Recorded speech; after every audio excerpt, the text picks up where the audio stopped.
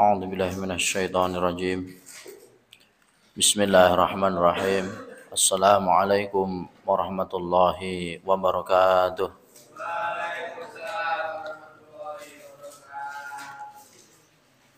Alhamdulillahirabbil alamin. Nahmaduhu wa nasta'inuhu wa nastaghfiruh. Wa na'udzu billahi min syururi anfusina wa sayyiati a'malina. May yahdihillahu fala mudilla lah wa may yudlil fala hadiyalah. Asyhadu an la ilaha illallah wahdahu la syarikalah wa asyhadu anna Muhammadan abduhu wa rasuluhu la nabiyya wa la rasula ba'dah. Wa qala Allah ta'ala fil Qur'anil Karim, a'udzu billahi minasy syaithanir rajim. Ya ayyuhal muzammil qumil laila illa qalila nisfahu aw inqus minhu qalila aw zid alaihi warattilil qur'ana tartila. Wa qala nabiyyu sallallahu alaihi wasallam khairun nas anfa'uhum linnas. Shadaqallahul azim wa shadaqa nabiyyu rasul karim. Amsayna wa amsal mulku lillah walhamdulillahi la syarikalah la ilaha illa wa ilaihin nusyur. Amsayna ala fitratil Islam wa kalimatil ikhlas wa ala dini nabiyyina Muhammadin sallallahu alaihi wasallam wa ala millati abina Ibrahim hanifa wa makana minal musyrikin. Ma'asyiral muslimin, sidang salat maghrib yang insyaallah dimuliakan Allah Subhanahu wa taala. Alhamdulillahirabbil alamin, di sore hari ini kita dipertemukan oleh Allah Subhanahu wa taala dalam keadaan iman dan Islam, dalam keadaan sehat, dan mudah-mudahan Allah Subhanahu wa taala sesuai dengan janji Allah dalam surat Ibrahim, wa itta'adzana rabbukum la in syakartum la azidannakum wa la in kafartum inna azabil lasyadid. Ya. Yakni Allah akan memberikan atau menambah nikmat yang manakala seorang hamba kita mengucapkan syukur pada Allah dengan sebaik-baiknya. Dan mudah-mudahan kita dilindungi oleh Allah Subhanahu wa taala dari ucapan-ucapan yang mungkin kita tidak sengaja yang membuat Allah Subhanahu wa taala tidak ridho. Mudah-mudahan Allah Subhanahu wa taala senantiasa melindungi hati kita, senantiasa melindungi perasaan kita, senantiasa melindungi keluarga dan masyarakat kita dari mara bahaya. Ma'asyiral muslimin, jamaah salat maghrib yang insyaallah dimuliakan Allah Subhanahu wa taala, tak lupa sholawat dan salam juga semoga tetap tercurah kepada baginda Rasulullah Nabi Muhammad sallallahu alaihi wasallam yang kita nantikan syafaatnya kelak di yaumil qiyamah. Ada satu hadis tentang pentingnya berada di lingkungan orang-orang baik dari Ummul Mukminin. Sebenarnya adalah bibinya Abdullah yakni Aisyah radhiyallahu anha berkata, saya mendengar Rasulullah Shallallahu Alaihi Wasallam bersabda, ada sepasukan tentara yang hendak memerangi atau menghancurkan Ka'bah. Kemudian setelah berada di suatu padang dari tanah yang lapang, lalu dibenamkan dalam tanah tadi dengan yang pertama sampai yang terakhir dari mereka semuanya. Aisyah bertanya, saya berkata, wahai Rasulullah, bagaimanakah semuanya dibenamkan dari yang pertama sampai yang terakhir, sedang di antara mereka itu ada yang ahli pasaran, maksudnya para pedagang, ahli berdagang, serta ada pula orang yang tidak termasuk golongan mereka tadi, yakni tidak berniat untuk menggempur Ka'bah. Rasulullah SAW menjawab, ya, semuanya dibenamkan dari yang pertama sampai yang terakhir.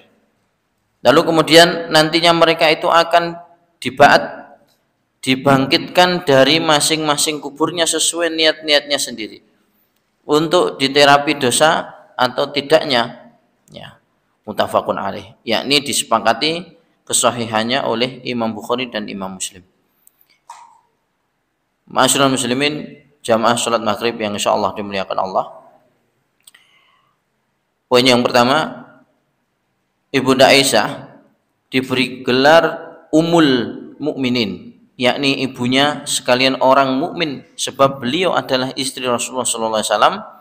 Jadi sudah sepatutnya beliau juga diberi nama Ibu Abdullah oleh Nabi SAW. Sebenarnya Abdullah itu bukan putranya sendiri, tetapi putra saudarinya yang bernama Asma. Jadi dengan Sayyidah Aisyah, Abdullah itu adalah anak tirinya. Adapun beliau ini sendiri tidak mempunyai seorang putra pun. Ya, Ma'asyiral muslimin rahimakumullah, kan. Di riwayat hadis yang lain itu juga disebutkan bahkan sampai orang-orang baik pun juga ikut ditenggelamkan oleh Allah Subhanahu wa taala. Ikut menerima azab, ya, diuji oleh Allah Subhanahu wa taala. Kenapa? Ya. Karena mungkin orang baik di situ jumlahnya sudah sedikit, sangat sedikit. Dan tidak lebih baik lagi karena apa? Semua orang baik yang ada di dalam lingkungan, ya, atau wilayah itu, ya, sudah tidak bisa lagi memberikan nasihat. Ya. Tetapi kalaupun Allah Subhanahu wa taala memberikan atau menurunkan wabah, bencana, bentuknya apapun, itu kan, mungkin tanah longsor, ya, gempa bumi, atau bahkan tsunami, ya, tidak memandang, wah, apakah yang akan diberikan ini adalah lingkungan yang di sana ada seorang kiai atau seorang ustadz, ya, maka ketika Allah Subhanahu wa taala sudah memutuskan, ya, siapapun yang ada di dalamnya, maka bisa termasuk juga dibenamkan oleh Allah Subhanahu wa taala. Ya. Jadi di penjelasan hadis tersebut disampaikan bahwa Allah Subhanahu wa taala nanti akan kembali memberikan atau membangkitkan orang-orang yang dahulu dimatikan bersama orang-orang yang bermaksiat kepada Allah, ya, menurut amalannya masing-masing, ya, menurut niatnya masing-masing, ya, karena bisa jadi, ya, orang yang saat itu tidak berani menyampaikan kebenaran, ya, itu karena jumlah di sana sangat sedikit. Toh Rasulullah pun pernah, ya, di masa saat Rasulullah SAW awal kejayaan Islam, ya, kita mengerti bahkan sampai Rasulullah itu berdakwah kepada masyarakat jahiliyah di kala itu di tengah-tengah kaum, ya, munafik, ya, di tengah-tengah kaum yang begitu perbuatannya, ya, betul-betul tidak mencemarkan akhlak, ya, bahkan mereka sangat jauh dengan akhlakul karimah, ya, sampai pada akhirnya Rasulullah berdiam, ya, berdoa kepada Allah Subhanahu wa taala, ya Allah, ya, jikalau ini adalah kebenaran yang engkau sampaikan, ya, bahkan sempat ragu-ragu juga, Apakah bisa? Ya. Bahkan ini juga terjadi pada masa Nabi Ibrahim. Disuruh Nabi Ibrahim untuk membangun Ka'bah, meletakkan batu di Ka'bah itu, lalu kemudian ya suatu saat nanti ya hanya diperintahkan untuk membangun saja. Siapa nanti yang akan berkunjung ke sini ya Rob, gitu kan. Ya, itu bukan urusan kamu. Gitu kan. Jadi sampailah risalah ini juga kepada kita. Kita disuruh untuk ya, kalau ingin menjadi seorang yang ya, baik, gitu kan. Banyak jalannya. Ya, taat, menjalankan sholat 5 waktu di awal waktu. Kalau bisa kita kerjakan di masjid. Ya. Jangan tanya, iki jane buat apa? Ya. Amalan yang kita lakukan ini buat siapa? Untuk apa? Dan nanti bagaimana? Sudah jalankan saja. Gitu. Nanti ada buah yang luar biasa. Terkadang itu kan santri ya atau seorang murid itu berpikir, kenapa toh aku kok sering disuruh ya sama ustadznya, kan diminta gitu ya di pesantren, diminta untuk kamu setelah ini baca kitab ini ya, setelah selesai ini kamu baca kitab ini ya, bahkan mungkin di pondok tahfidz pun disampaikan gitu, kamu sekarang murojaah ini ya, karena apa, seorang kiai, seorang ustadz yang memerintahkan itu tahu ya, pastinya sudah memahami masing-masing santri, tidak mungkin mereka akan diberikan perintah yang sama ya. Begitupun para sahabat yang lain, ketika ditanya dengan satu pertanyaan yang sama, jawabannya berbeda semua ya. Menurut siapa? Menurut siapa yang bertanya kepada mereka ya. Ini adalah satu pelajaran yang besar yang kita ambil ya. Bagi kadang-kadang kita berpikiran, wah Ustadz kok seperti ini dengan saya, apakah sudah tidak mengenai? Ya bukan, itu pasti ada maksud yang lain, sehingga ingin menjadikan kita seseorang yang baik. Bisa jadi apa yang beliau perintahkan kepada kita, apa yang seorang kiai itu perintahkan kepada kita, itu ada maksud tertentu sehingga membuat orang itu menjadi luar biasa ya. Kadang-kadang kita melakukan kesalahan ya, disuruh untuk menulis apa Pak? Istighfar berapa? 500 kali. Coba bayangkan, kiter-kiter ya, pilih mana? Kamu rolling 10 kali atau menulis istighfar di buku 500 kali. Astagfirullahaladzim, astagfirullahaladzim, 500 kali loh. Kalau mau rolling ya nggak apa-apa, tapi habis itu nanti pusing ya. 500 kali ya, kalau rollingnya cuma 10 kali Bu ya. Jadi mungkin ya kalau diucapkan nggak apa-apa Ustaz, tapi kalau ditulis ya hikmahnya apa? Mungkin seorang kiai atau Ustaz tahu tulisan bahasa Arabnya itu jelek ya, akhirnya di training setelah tulisan ke 481 akhirnya tulisannya itu semakin sempurna, semakin lancar, semakin lancar. Tulisan yang ke 500 ya sempurna, astagfirullahaladzim. Tapi kalau santri kayaknya itu kebalik, pertama bagus, jelek ya, bagus lagi ya. Tapi sekarang ya tidak bisa gitu ya, ya karena bisa jadi ya kalau saya memilih untuk itu aja, sami'na wa ata'na. Monggo Ustaz, panjenengan mau ngukum saya apa gitu, sami'na wa ata'na. Kalaupun disuruh rolling itu yang lebih baik untuk saya ya, saya siap untuk rolling. Kalau yang istighfar itu lebih baik untuk saya ya, saya juga istighfar gitu ya.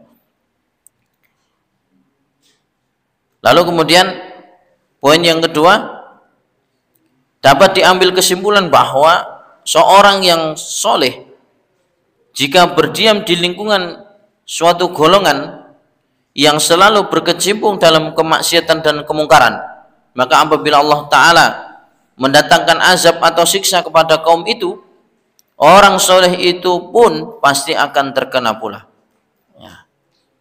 Tadi di awal sudah saya sampaikan itu, bahkan siapapun dia gitu kan, maka yang ditakutkan Ya, ini untuk kehati-hatian kita semuanya. Ya, waktu itu dan saya pernah mengantarkan jamaah kajian malam Kamis tahsin saya. Itu pengen mengadakan rihlah, bahasanya kan gitu nggih. Jadi di perjalanan sambil murojaah Pak, karena itu juga menghafal juz 30 ibu-ibu gitu kan. Ibu-ibu umur 50 ke atas Pak, ada 50, ada yang bahkan ada yang 70 tahun masih semangat menghafal Pak. Idasyamsu kuwirat, alah tat lali wa idan nujumun kadarat, alah lali nah gitu kan. Jadi baru diucapkan ya. Lalu mereka semangat ya. Lalu ketika didatangkan itu, waktu itu saya ingat di Bandungan itu wisata baru namanya kalau nggak salah Iling Bening. Ya, Iling Bening itu di dekat Bandungan di sekitar Ambarawa itu kan. Iling Bening. Saya masuk sana. Saya itu selalu ingat hadis ini. Ini karena apa? Ketika kita satu bis, ya itu di bis itu saya merasa tenang karena saya yakin orang-orang yang ikut di bis ini adalah orang-orang baik. Ya, kadang-kadang saya naik kendaraan umum tuh gitu. Ya, mungkin naik bis atau kereta atau bahkan pesawat. Kadang-kadang saya berpikiran gitu, bener nggak ya? Kalau hadis itu terjadi pada saya saat ini, coba bayangkan. Kita tidak mengklaim diri kita baik, mboten. Ya, minimal kita telah menjalankan apa yang diperintahkan Allah sedikit. Ya, kita bukan mengklaim diri kita baik atau soleh atau apapun, tapi kita tahu kalau seandainya kita menyadari bahwa dalam satu rombongan yang bersama kita saat itu, ya, kita melihat langsung ada kemaksiatan di sana. Ya, Allah Subhanahu wa taala saat itu ketika menurunkan siksa atau azabnya, pasti kita kena. Ya, apalagi di pesawat, apalagi di bis yang lingkupnya cuma kecil, gitu. Nah, saat itu betul Pak, kita datang di atas, ya, secara tiba-tiba itu ada satu mobil di atas itu Pak, yang terbakar. Ya, nggak tahu asal usulnya bagaimana.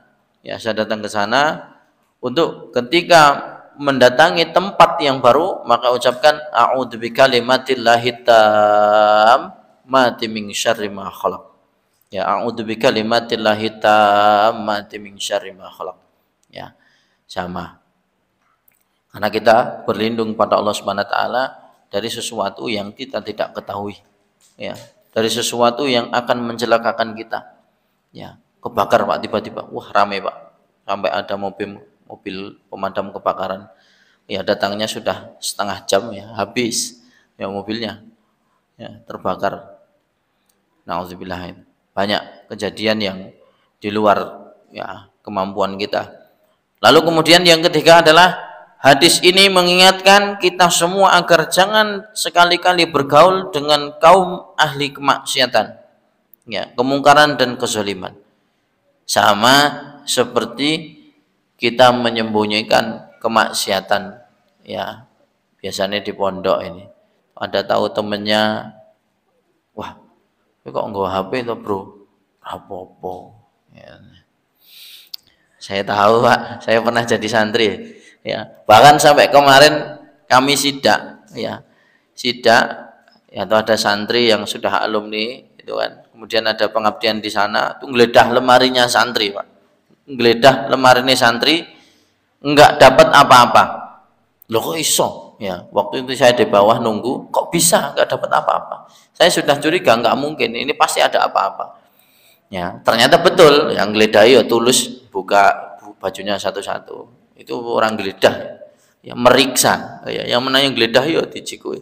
Pertama kali saya buka waktu itu Pak, buka, ternyata di almari itu orang ngajari santri-santri ini mungkin yo antum sekarang melakukan ini ya. Makanya bertaubat ya. Dibuka lemarinya yang paling bawah itu, ceklek. Isinya colokan HP, ya, ces, nemu HP ini pisan Pak. Wah, ono bonusnya korek karo rokok pisan ya. Waduh, ya. Masya Allah itu kan. Oh, Pak No nyimpenin nang kono tuh. Iya. Jadi kadang-kadang kenakalan anaknya ini belum pernah dipakai sama sekali, itu katanya. Tapi masa Ustadz dia ngomongin ngono percaya gitu kan. Saya nggak percaya gitu kan. Ya udah, ya. Kalau gitu ya kamu jujur aja. Siapa yang melakukan dan sebagainya. Akhirnya kita tabayun gitu kan. Iya ini nah. Enak sekarang. Ya. Jadi walaupun kita sekarang mungkin, wah aku rajin qiyamul lail gitu kan. Saya rajin setoran. Istighfar saya setiap sebelum subuh 500 kali. Sebelum tidur 500 kali. Ya. Tapi kita mendiamkan satu kemaksiatan. Nah, itu efeknya luar biasa. Bisa jadi itu menghambat juga doa-doa kita kepada Allah Subhanahu wa taala. Ya, bisa jadi itu menghambat Allah Subhanahu wa taala ketika menurunkan ilmu kepada kita. Ya, keberkahannya akan dihambat. Ya, sakjano kita tidak ikut, hanya ikut berdiam. Ya. Jadi setan yang ada di dalam hatinya, sebenarnya hati nuraninya itu, wah aku janon ndelok koncoku, ya. Melihat temanku kok melanggar seperti ini, saya sebenarnya tidak nyaman. Tapi apalah daya, daripada nanti saya sampaikan Ustadz, saya dibilang cepu apa cupu? Cupu itu tukang ngandakne, Pak. Akhirnya dijauhi sama teman-temannya. Ya, itu sebenarnya orang baik. Ya.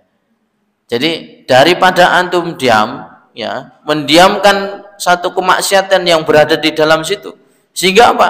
Allah enggan menurunkan berkahnya di situ. Sakjano wayai ngapal itu kan. Kalau normal-normal saja itu kan. Bahkan sampai saya itu kebayang. Ya.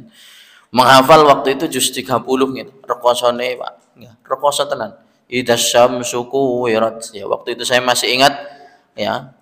Sama satu dikasih kue dari surat Ad-Duha sampai Anas, surat apa yang tidak hafal? Waduh, banyak Ustaz. Ya, karena saya belum bisa baca Quran waktu itu ditanya, wah banyak. Lah yang hafal kamu apa? Ya, ini dan Anas, Al-Falaq, Al-Ikhlas, Al-Lahab, An-Nasr pun mentok. Dari atas Ad-Duha, loh, Ad-Duha sudah hafal, sudah. Al-Insyirah nggih, sudah hafal. Atin sudah. Sampai ngisore niku Pak. Ya, Iqra bismi rabbikal alaq belum gedek-gedek. Inna anzalnya gedek-gedek. Lam yakunil ladzi belum. Idza zulzilatil wis saiki kita kayak tugas ya. Sampai nanti sore saya beri tugas waktu untuk menghafalkan surat Al-Zalzalah. Bayangkan, Pak. Saya kalau belajar tahsin waktu itu susahnya Masya Allah gitu. Hanya disuruh menghafal idza zulzilatil ardu zilzalaha. Ya, ternyata di dalam ayat ruqyah itu juga dipilih menjadi ayat yang apa surat yang bisa untuk meruqyah. Ya, waktu itu saya idza zulzila ya, zulzilatil hafal-hafal, Pak. Padahal cuma 8 ayat. Cuma 8 ayat ngapalnya maju mundur. Ngapal ke ayat loro sing nomor 1 sak kleru. Tahu nggak sebabnya apa? Ya, karena di angkatan itu kan, saya tahu bahkan teman yang satu kamar saya tidurnya bersebelahan, kan? Setiap malam saya tahu kadang-kadang yang nyilih barang, nyilih tinggi SMS bu, sanggup entek kirimi, itu kan, nyilih SMS itu Pak. Kalau dulu kan nurungono HP Android, ya, HP Android iso ngirim gambar, ya sekarang dulu nggak bisa, ya, titit nih kok. Dan itu pulsane nyilih ning bayar Pak, SMS-nya 500 rupiah. Wah kejem kan koncone. Iya ngono ora oleh ngandak nih gitu kan, kerubuti selimut gitu kan, SMS siji ya sesuk ben buke ngirimi uang gitu kan, karena uang sakunya habis. Ya tapi aja kondo-kondo karo Ustaz ya. Guru-guru kuwi Pak ngapalne idza zulzilatil nganti meh setahun saya nggak hafal-hafal. Setahun loh. Iki sing bodoh muridnya apa piye? Kalau dipikir-pikir juga nggak bodoh-bodoh amat, itu kan. Saya juga nggak, ya. Tapi rasa keinginan untuk kita menempuh satu tingkatan itu tidak ada. Perbedaannya hanya di semangatnya. Ya, ghirah pada keinginan tubuh kita, kepikiran kita untuk menghafalkan Al-Quran itu sama sekali tidak ada. Karena Allah tidak mengirimkannya. Ini satu nikmat yang dicabut Allah Subhanahu wa taala. Coba wis diparingi hafal, gari murojaah wae ora ana semangat untuk mau mengulang. Wah, ini jan paling parah ya. Jadi kalau Allah Subhanahu wa taala ini penguji ya, ujian bagi seorang penghafal Quran. Siji ya, seneng dipuji. Nomor loro, ketika menghadapi ayat-ayat yang sulit malah ditinggalkan. Ya, karena ada kok surat yang lebih mudah. Ya, misalnya besok murojaah ya Mas, surah Jin. Aduh, ditukar bisa enggak tuh surah Jin? Qul uhiya ilayya annahu istama'a nafarum minal jinni faqalu inna sami'na qur'anan ajaba. Kalau ngapalnya itu udah sampai situ ya. Wow. Ada yang berani baca? Ya saya kasih bonus ini. Langsung satu surat tanpa kesalahan. Surah Jin tapi. Wah, ya. Itu luar biasa. Kalau tahu ya, rasanya menghafal surat itu luar biasa. Tapi kita tahu ya, dulu ya ketika kita setoran perjuangan ini direwangi nganti sendek lu. Bareng wis hafal melasa lancar. Ya wis ditinggal wae. Ono sing lebih penting daripada surah Ad-Jin katanya. Surah apa? Al-Kahfi, ono Maryam, ono Toha, ono Al-Anbiya, ada Al-Hajj, ada Al-Mu'minun, ya, ada Furqan, ya, terus yang mudah justru kita tinggalkan. Padahal kapan saat kita menikmati hafalan? Saat lancar. Itu terasa paling nikmat ketika orang membaca Al-Qur'an itu ketika lancar. Tapi ketika terbata-bata, onone wegah, males, wis wegah baleni, wegah ngendaki meneh. Ya, pokoknya onone wegah. Ya, tapi saat lancar, anehnya kita ini diberi ujian Allah. Saat hafalan kita lancar, justru tidak dibaca. Salahnya di situ. Ya. Dan padahal kondisi saat hafalan lancar itu paling enak untuk kita murojaah. Ya. Kan orang itu rata-rata gini, udah murojaah belum Mas? Wah, banyak itu. Sakjane kula pun hafal tapi belum di murojaah. Ya, makanya itu saya sering sampaikan hafalan Quran tanpa di murojaah huwak. Benar. Menghafal Al-Qur'an tanpa mengulang ya apus-apus. Tidak mungkin siapapun dia.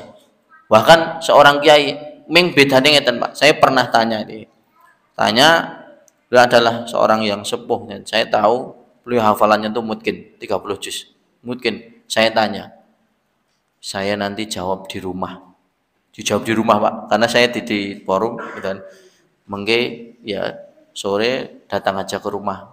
Ya, nanti saya akan jawab di rumah. Ternyata kiai Pak Ustadz ngaji murojaah ngulang di depan santri isin Ustadz tok ngaji ning ngarepe santri isin diulang-ulang tetap ngaji ning delik Pak ya itu untuk menumbuhkan apa ini jane rahasia ini ditutup-tutupi ya tapi ini ada pendidikan juga ya jadi agar supaya apa terlihat oleh orang ya atau siapapun yang mengagumi dia tidak kecewa. Ya, ini rahasianya jane. Wah, kuwi ustadz bongkar rahasia kaya Marcel Radifal. Enggak ya. Sebenarnya ini cuman nopo nggih? Perasaan saja menurut saya perkewuh apa ora. Kalau saya tidak perkewuh. Kan kula aturke, Pak, ya, Pak Ikhwan atau siapa yang wah, ustadz tadi di sini ngapal lancar. Jenengan tak undang ke rumah sebelum saya imam apa itu tarawih. Bambang jungkir Pak Tun kok. Saya habis asar perjuangan nyimak. Cuma jenengan tanglet saya bawa satu. Bagaimana kalau Ustadz murojaah jam 1 malam, jam 2 malam tak lakoni Pak. Tapi neng kene hafalan itu harus lancar. Ya, tapi lihatlah perjuangan saat saya menuju ya situ. Masih sama, saya juga mengulang karena saya pingin ya hafalan saya sempurna.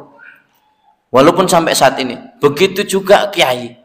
Ya, bahkan Ustadz yang setiap bulan saya ketemu dengan beliau, ya saya istilahnya, wah saya kok pengen ya, kenapa rahasianya apa saya deketi, beliau pun jawab seperti itu. Ya apa yang membuat kita ya bisa memotivasi diri untuk santri-santri. Kata beliau, salah satunya adalah jangan mengulang hafalan atau murojaah di depan para santri. Tampillah di depan santri itu dengan sempurna, dengan lancar, sehingga mereka akan termotivasi. Tuh santriku melu siji Pak, kadung tak sampai nih, wis ra apa-apa. Ya, enggak apa-apa. Ya, supaya nanti apa? Kita paham, ya. Jadi ada maksud tertentu ya. Ya. Intinya ketika kita ingin terlihat, ini niatnya adalah agar orang itu cinta, senang melihat orang yang hafalannya bagus. Itu aja. Sehingga orang itu termotivasi untuk ikut, ya. Jadi pas murojaah, qala fama qadbukum ayyuhal mursalun.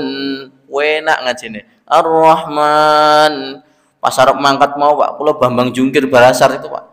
Piye carane saya bisa membaca dengan baik? Sama, saya kira gur orang tuh mungkin nggak mau aja mengakui. Ya, jenengan coba bisa survei aja. Siapapun yang menjadi penghafal Quran setelah saat akan tampil, kalau yakin perjuangannya itu wis Pak Tikur jam. Tak kira bukan kula tok. Ya kalaupun saya berarti itu kelemahan saya gitu. Kalaupun saya itu kelemahan saya. Tapi saya yakin semua penghafal Quran itu tidak mungkin dia tidak mengulang. Tidak mungkin.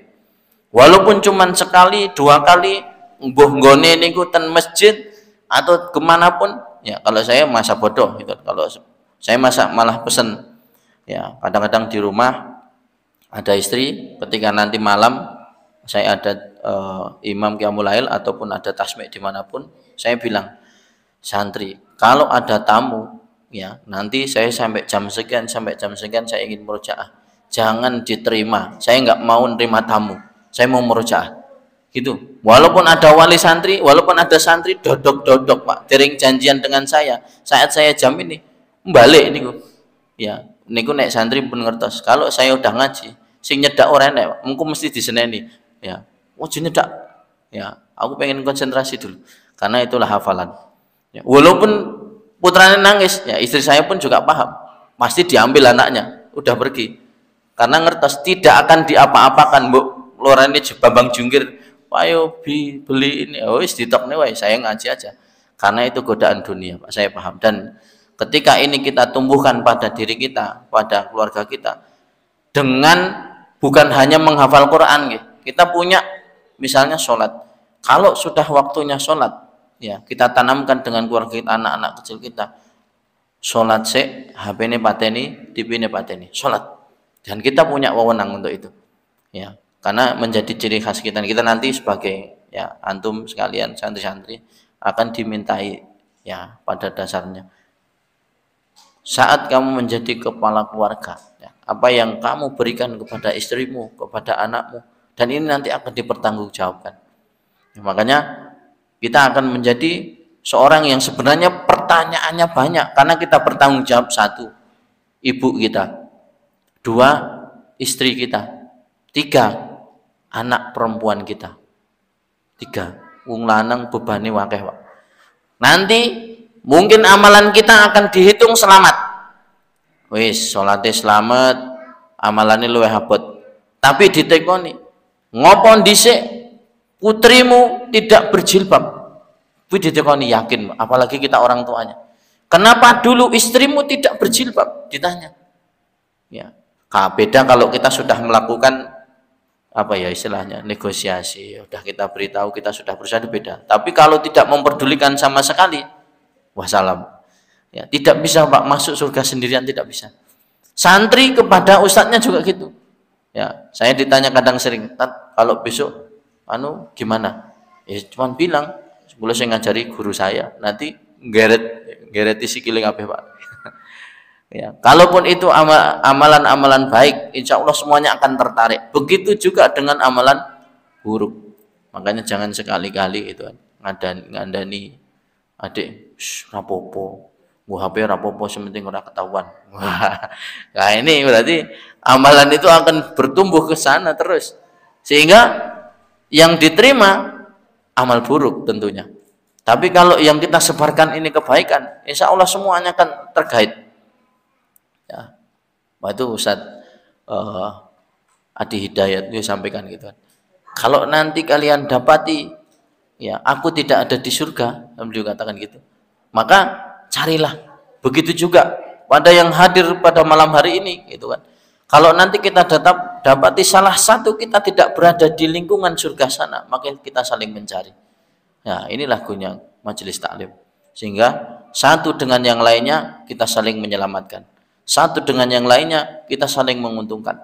Inilah di amalan kebaikan kita. Ma'asyiral muslimin rahimakumullah.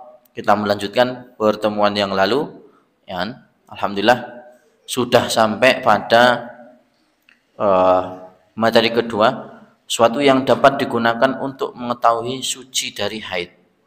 Ya, kita sudah masuk haid atau nifas ya. Kemarin saya sampaikan. Suci dari haid dapat diketahui dengan satu cara dari dua hal berikut. Pertama,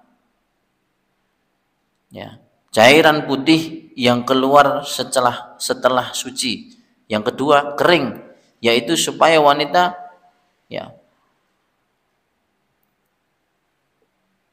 mengetes ya apakah sudah tidak keluar atau tidak, kemudian dia mengeluarkannya dan berbukti kapas tersebut dalam keadaan yang kering ya.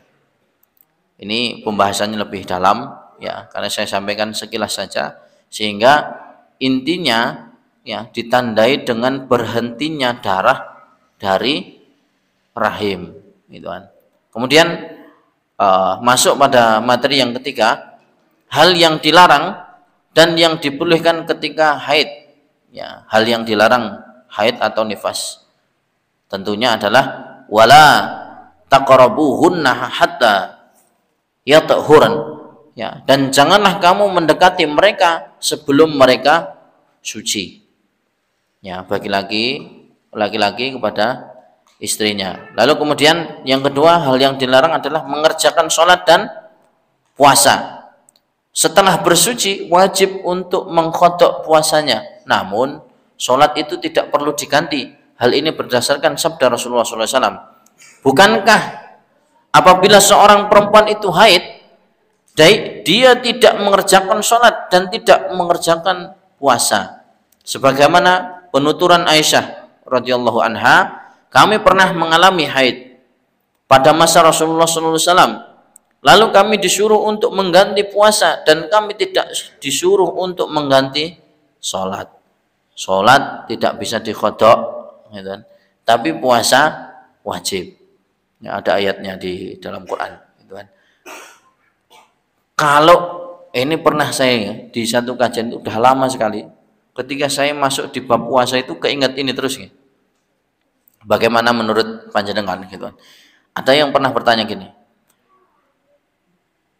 Mungkin ketika kita berpuasa, puasa Ramadan, anggota keluarga, ya, mbah niku mbah kakung, mbah putri, atau ibu, atau bapak, atau siapapun yang ada di keluarga kita, adalah saat mengerjakan puasa itu, beliau ini meninggal dalam keadaan puasa, meninggal dunia dalam keadaan puasa, entah pada malam hari atau siang hari. Dan di awal otomatis orang yang mengerjakan puasa Ramadan itu kan cita-cita, wah aku pengen puasa bulan ini ora bolong ya, ora ono utang suatu hal. Tapi nek perempuan kan nggih tetap utang ya, utang puasa maksudnya. Tapi nek laki-laki, Mas puasanya bolong berapa? Alhamdulillah Pak, cuman 29 hari. Wah, iki ya bahaya. Laki-laki loh nggih, 29 hari. Itu pun yang pertama mergone kula silaturahmi nggene Pak Ustadz, dadi mboten saged nek ajeng mboten puasa. Paune ora silaturahmi kula nggih mboten puasa. Ya. Ada juga yang kemana saya sampaikan, dan puasanya itu hari Senin, hari Sabtu atau Ahad. Lan jenengan ribut-ribut ning ngopo? Mboten, saya pengen memastikan jano TV sing bener iki sing Setu apa sing Minggu. Ya. Saya tanya, kalau saya mulainya hari Sabtu, mungkin ada jamaah yang mulainya hari Sabtu. Tanya lagi, kuwi sebabnya apa Tat? Ya karena perbedaan pendapat. Saya sampaikan ada yang melihat bulan itu dengan cara menghitung ya, dengan angka, ada yang melihat bulan itu secara langsung dengan alat, dibantu oleh alat. Oh, berarti saya ngitung Setu, sing Minggu melihat langsung dengan alat. Nggih bener. Nah, saya tanya balik, emang jenengan puasa Pak? Ora aku ya ora poso, gur mastekne wae. Poso niki setua minggu, waduh, bahaya. Ya. Jadi kadang-kadang orang ya lucu. Ya. Coba pripun, Pak? Ya. Tanglet nganti menteng-menteng, Pak. Ya, saya tanya itu beliau sopir ya. Ini masih ada kontaknya saya di rumah. Ya, Pak Ustad, ya. Kadang-kadang tanya itu ngetes tok, Pak. Ya, jane salat subuh loro napa bener, Pak? Sik jenengan niku tanglet salat subuh niku ajeng salat subuh napa-napa? Mboten, cuman memastikan aja. Ya, biar saya ya lucu kadang-kadang orang. Ya, ketika saya ngobrol langsung itu katanya, Pak, kok kenapa belum mau untuk sholat? Yes, urung enteng mas awake cek abot. Ya, lo bingung. Urung enteng ya. Jadi mungkin insya Allah, tapi mudah-mudahan beliau itu bisa istiqomah. Sampai sekarang umurnya ya sudah setengah bayan, 40 ya, 50 kan. Si sopir itu loh. Tanya. Jadi kan mungkin lihat YouTube ya. Kalau sekarang kan orang mayoritas megang apa neng TV do geger, neng anu do geger posane setu enek sing minggu. Jane sing bener sing ndi. Nah, kebetulan WA saya kalih guyon itu. Ya, lemangin apa Pak? Ya memastikan saja. Ya, walaupun saya enggak puasa yang penting pasti nek lekase dina setu tak hitung kok bodone iki gitu kan. Ya, lucu. Guru arep mastekne bodone Pak. Masya Allah itu kan. Ya ora apa-apa. Daripada dia tidak mengikuti update. Minimal dia terketuk jano poso kuwi hukume wajib. Nek ora poso ya dosa. Jadi minimal ngertes niku sik. Ning nek diaturi wong salat mawon, Pak, sing ora nahan napa-napa, gur nahan kentut tok. Ya. Jadi ngibadah aslinya kan semuanya menahan. Ya, napa sing mboten nahan? Poso, angel niku poso. Nahan ngelak ya, haus, lapar. Salat iya nahan apa Pak Ustad? Nahan kentut ya, nahan guyu, nahan pokoknya nahan sembarang ya, jane waktunya tidak lama pokoknya ibadah ya. Tawaf iya nahan kentut, batal baleni ya, atau dia tayamum melakukan, tinggal kondisi yang bagaimana ya. Ada lagi ibadah nopo sing mboten nahan nopo Pak? Sedekah nahan no sedekah nggih nahan apa? Nahan jajan tinggi sedekah. Niku nek orang ngepenke nggih mboten saged. Ya, semuanya ibadah ini nahan, melatih kesabaran kita. Ya. Kita lanjutkan di pekan yang akan datang insyaallah. Ya, kita sudah sampai hal-hal yang dilarang ya. Seperti memasuki masjid, kemudian membaca Al-Qur'an, mencerai istri. Loh niki. Ono nggih, sakniki sing lagi dicerai itu kan, berhubungan intim itu kan, mengerjakan sholat atau puasa, memasuki masjid, membaca Al-Quran ya, ini dalam membaca Al-Quran nanti kita jelaskan di pekan yang akan datang. Kemudian mencerai istri, ternyata tidak boleh loh mencerai istri saat dalam keadaan haid ya. Nah, kemarin juga ada perdebatan soal ini ya. Nanti kita sampaikan di pekan yang akan datang insyaallah, jika Allah Subhanahu wa taala memberikan waktu untuk kita semuanya umur panjang. Kita akhiri pertemuan pada malam hari ini dengan hamdalah dan doa akhir majelis. Alhamdulillahirabbil alamin. Subhanakallahumma bihamdika asyhadu an la ilaha illa anta astaghfiruka wa atubu ilaik. Assalamualaikum warahmatullahi wabarakatuh.